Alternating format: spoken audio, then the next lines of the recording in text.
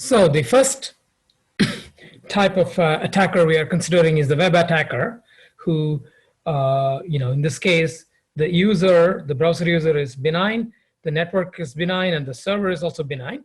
But the attacker is somewhere on the internet, and they are the one carrying out the attack. And in order for the attack to succeed, the attacker typically has a malicious website. So they control their own website, say attacker.com. And they may even have a SSL certificate, and that's all fairly easy. But in order to start the attack, the attacker has to first get the user to visit their website. Okay, there are some cases where the attacker doesn't have to entice them to their website, and the attack can be carried out through a link that's sent via email. But but in many cases, you really need a website from which the attacker needs to operate. But then the attacker has to get the user to visit the website, and in order for that, they may use some kind of a phishing email, some kind of enticing content that the user is interested in, and they click on it, and then they get to the attacker website. Or they may try to pay on a search engine so that they show up on the search results. Or if they don't pay, then it might be because they put up some interesting content, and once again they show up on a search results, and then the user clicks on that. Again, there could be an ad or some other form. Ultimately, the user clicks on the link and ends up on the attacker's website. Okay. There are cases where the attacker doesn't have to get the user to visit this way. Instead, what happens is that the attacker simply purchases ads, and so their content appears as advertisement on some page, and then if the advertisement is enticing, then once again the user is going to click on it and then end up on the attacker's web page. So once they're on their web page, there are a couple of attacks that can utilize that can rely on authentication that has already been done. So let's see what they are. There are two attacks we'll talk about. One is called cross-site request forgery, and it is abbreviated as CSRF. So cross-site means one site is sending a request, so that is a cross-site request. So in this case, the attacker is sending a request to a legitimate website on which the user is already authenticated, right? So that is the cross-site request, and it is a forgery because the user never intended to send the request, but the attacker's website, when the user visits the attacker's web page, that web page is the one that's sending the request, and therefore it is a forgery because it's not the user that's sending the request. Okay, clickjacking is another similar attack that we will talk about, and both of them are what are called confused deputy attacks. Okay, so confused deputy attack, this refers to the fact that some entity is acting on behalf of the user, right? So it's acting as a deputy of the user, right? And it thinks this entity is performing some action, believing that this action is intended by the user, but in fact it is not intended, and that's the reason why we call it a confused deputy, because deputy doesn't really know what the user wants. Okay, so in this case, it is the deputy in this case is the web browser. So it's the web browser is acting on behalf of the user, and what it does specifically is to send the user's cookies to the website, and that's the confused deputy action, and which causes this attack to succeed. Okay, so let's see how this CSRF attack works. So this one shows how it works. The attacker first sends a link to his site, and the user clicks on this link, and then the browser sends a GET request to the attacker's server, and then it sends back some form, and this form is submitted. All of this kind of happens automatically, right? So once the GET is issued, then the page comes back, scripts on this page start executing, and that causes a post request to be sent to the bank. See, notice that the malicious server's web page has a script, and since there is no limitation, the SOP doesn't restrict outgoing requests, so this web page from the malicious server is free to make a request to the bank server. Okay, but notice that this request, although it's being initiated by a script in the malicious server's web page, the request is actually being submitted by the user's browser, right? And because the user's browser is now sending a request to the bank, it's going to automatically include all the cookies that the bank has set on the browser, okay? So which means that it's going to include the bank's session cookie if the user happens to be logged in on the bank server at this point. So as a result, when the bank receives it, it looks like this is a valid request, because not only does it have a request, but in addition, the authentication information such as the session cookie is already here, and therefore the bank may actually carry out this action, which may involve actually transferring the money. So you can see how a malicious server has submitted a request to a different site. So this is the cross site, okay? And the request is forged because the user did not intend to submit this request. It is the malicious server that's submitting the request. And to assist in this forgery, the browser is happily sending the user's credentials over to the bank. Okay, so this is what makes CSRF really dangerous. So, so this is showing the example in more detail.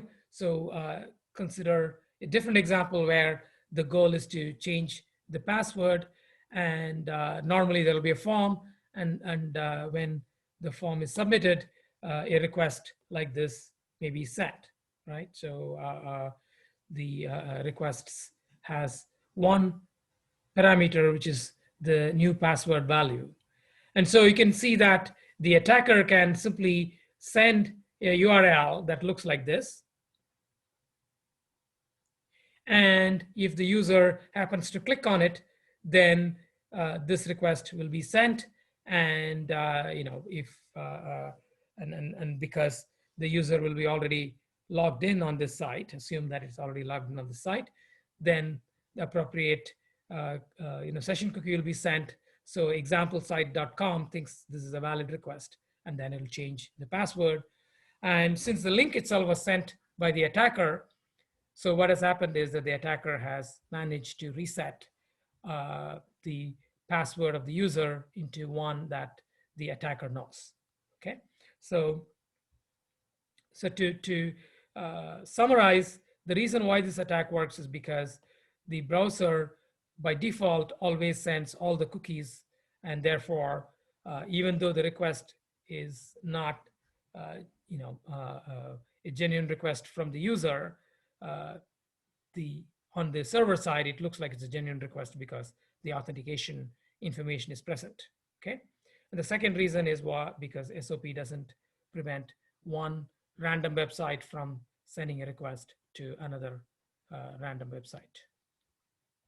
Okay, so so the classic CSRF, for it to work, the user should already be logged in on the vulnerable or victim website. So in this case, there are two examples. So in this example, the vulnerable website is examplesite.com, And in the previous example, the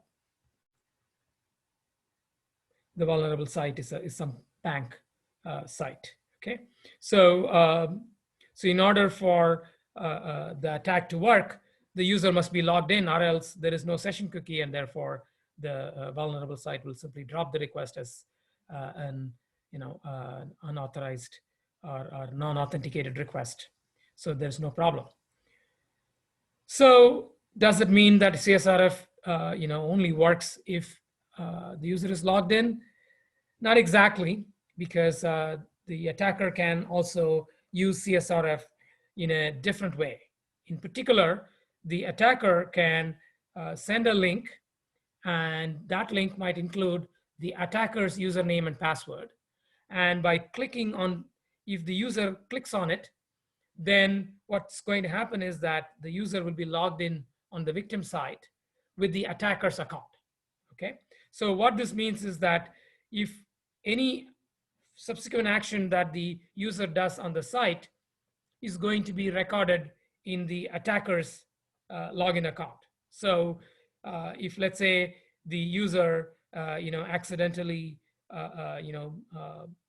puts in some personal information, maybe tries to change their password or things like that, all of that information is captured in the context of the attacker's account. So the attacker may then be able to go back to the site and look at what the user did. Okay, so this variant of CSRF is called a login CSRF. But in practice, it is the classic CSRF that's a big threat. The login CSRF is much less dangerous in practice. Okay, so let's look at what what can happen as a result of CSRF. Okay, so CSRF is a very, very versatile attack and a very dangerous attack, and has a whole host of impact. So for instance, in the bank example, the attacker can issue a request to transfer money from the victim's bank account to the attacker's bank account. Okay, so that's the example we saw.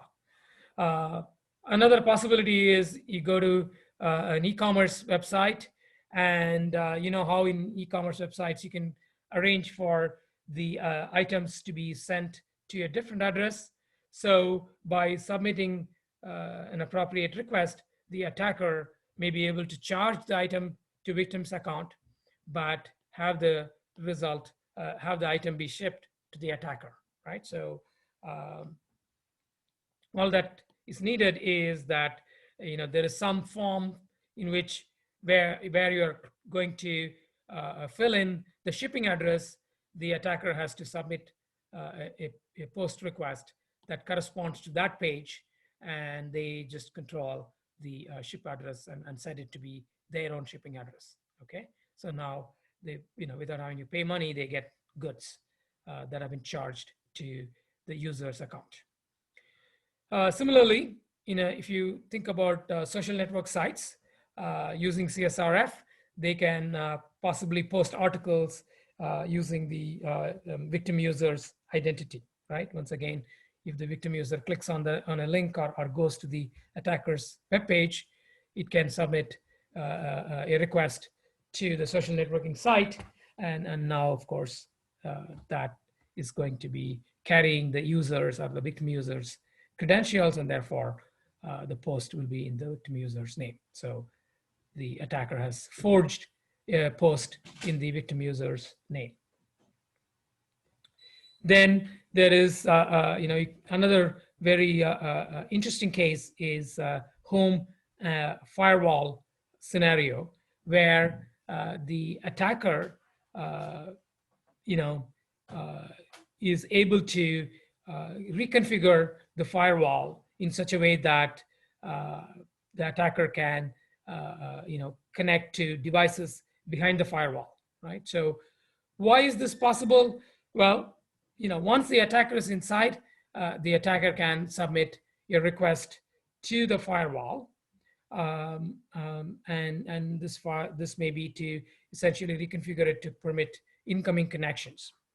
And why is this possible? Because normally these firewalls are configured so that nobody from outside the home network, right? Anybody from the internet won't be able to use this interface to reconfigure the firewall. So the only way you can reconfigure the firewall is if you're sitting inside the home. So this is why the CSRF is beneficial, because if the attacker gets you to visit their web page, now that web page is going to be on the user's browser, and the user's browser is running on the inside of the firewall, and therefore, since they are inside, they are able to submit this firewall reconfiguration request, and then they are able to get away with this attack.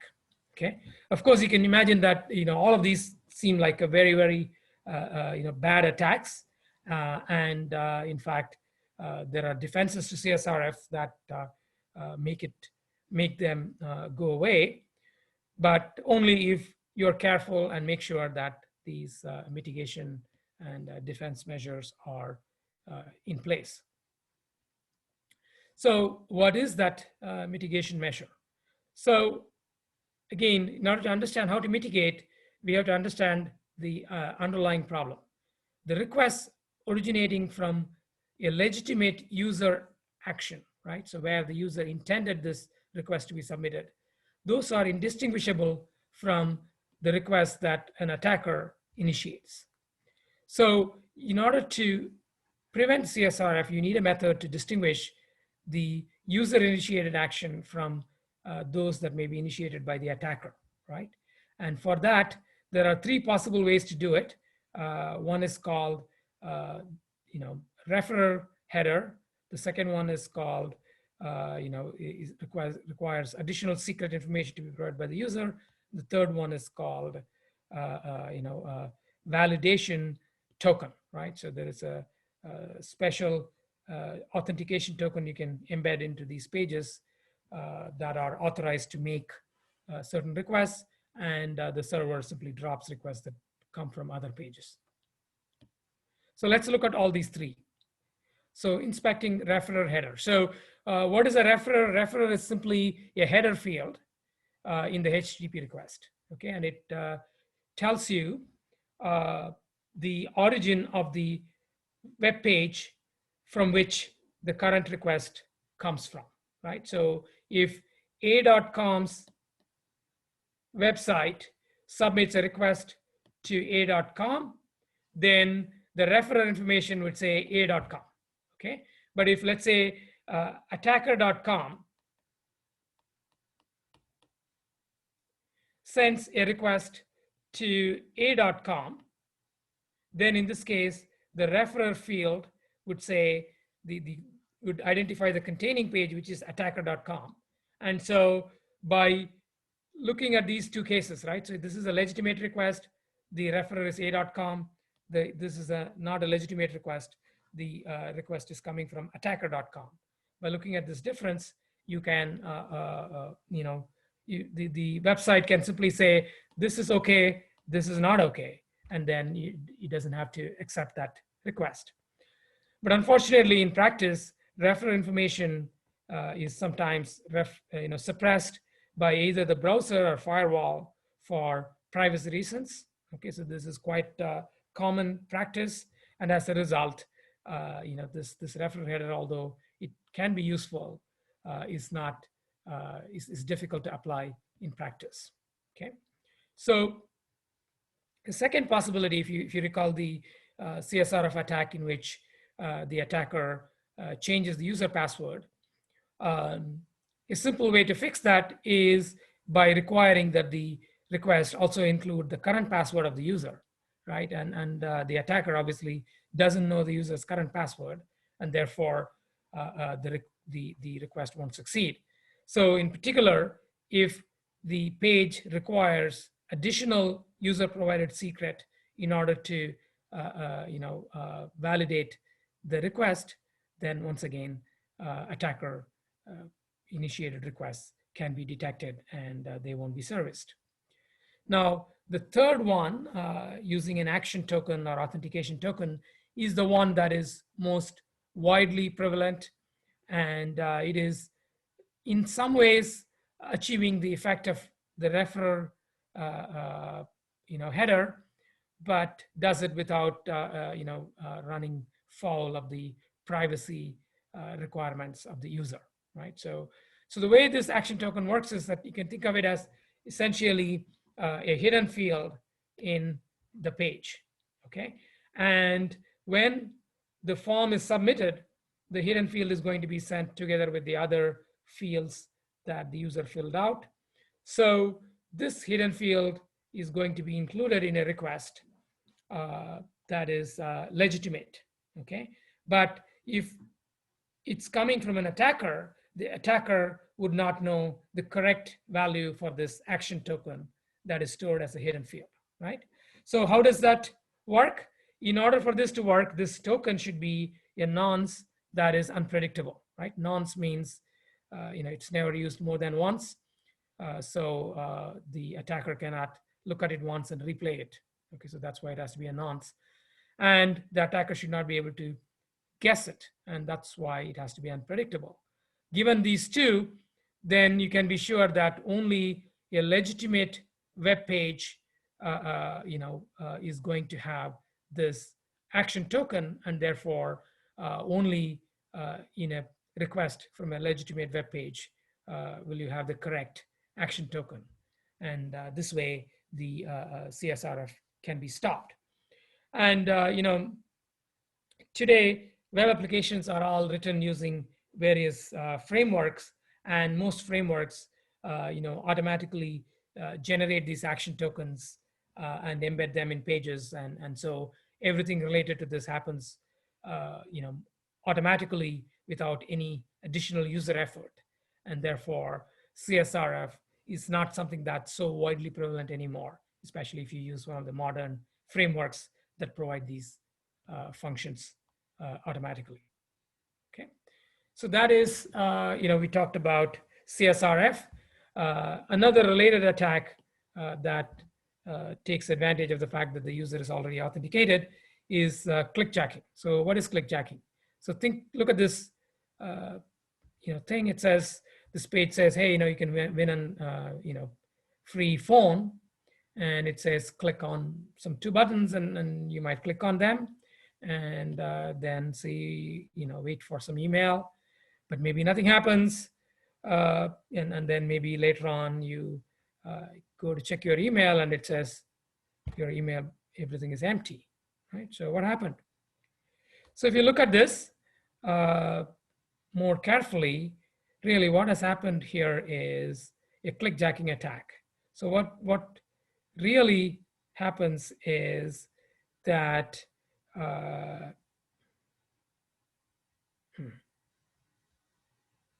so essentially what has happened is that the attacker has overlaid their content, right? So this is the attacker's content. They have overlaid that with a Gmail page. Okay, so they have included a Gmail frame on top of their page. Okay, so logically the Gframe page is in front. Okay, and in addition, the way the Gmail page is, this button, is in the same place where you would say, send the messages to trash, and this button is in the place where you would select all the messages. So by clicking on the red button and clicking on the green button, what you are doing is basically selecting all the messages and deleting it.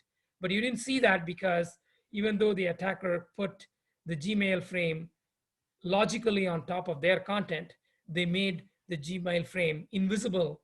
So you don't even see anything of the Gmail content.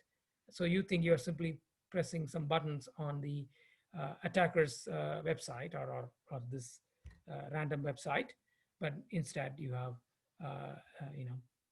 unwittingly deleted all your messages. So you can imagine that the same thing can be used, for instance, to by overlaying a bank web page, the attacker may be able to transfer money or If it's a stock brokerage, they may get you to buy some stocks and things like that. Okay, so how can you prevent clickjacking, right? So clearly, the reason why clickjacking is there is because the attacker is able to play this game with overlaid frames where you cannot even see the frame that you are actually interacting with. Okay, so you could say, hey, why not prevent hidden frames? But there are multiple ways to make the frame invisible to the user. Something to do with transparency or contrast. There are many ways in which it may be possible to make the overlaying frame imperceptible. So the defenses typically don't go work on the basis of disallowing such frames, but there is a second approach that's widely used, which is websites can say, don't include me in a frame created by another website. Okay, and they can express this using a HTTP header called X frame options. And this may have values such as same origin, which says that this frame can be this content can be framed only by another frame from the same origin, or you can say this content can be framed by content from a specific other domain or a set of other domains, or it should never be framed, things like that. So based on this, say Gmail can say, it shouldn't be framed by sites other than itself, and then this attack will not succeed. Okay, so X frame options header was something that was put into place maybe 10 or 12 years ago. Since then, a different mechanism has become available called content security policy. Content security policy is something much broader and can be used to address many security concerns. And so it's largely superseded the X-frame options header. But in terms of what it can express roughly the same kind of options. And by using this, you can prevent clickjacking. Okay, so that brings us to the end of this